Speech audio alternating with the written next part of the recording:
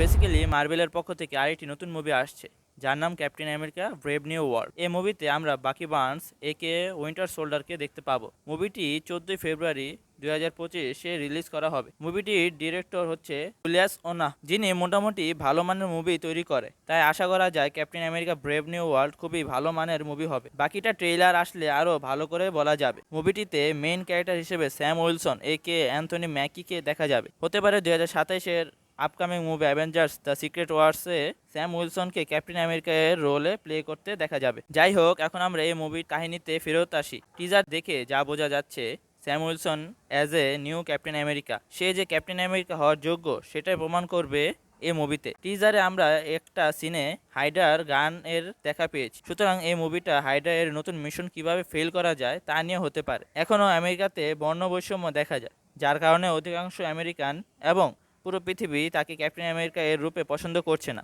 এছাড়াও স্যাম উইলসনের মধ্যে যে সিরিয়াস অ্যাটিটিউড, সেটা আস্তে আস্তে মুভিতে ফুটে উঠেছে। টিজারের শেষ অংশে আমরা রেড হাল্কের এক ঝলক দেখতে পাই। যেহেতু এটা একটা টিজার, সেহেতু অনেক কিছুই হাইড করে রাখা হয়েছে। এই চ্যানেলে এরকম আরও রিভিউ, ব্রেকডাউন, এক্সপ্লেন টাইপের ভিডিও পাবেন। Subscribe my channel.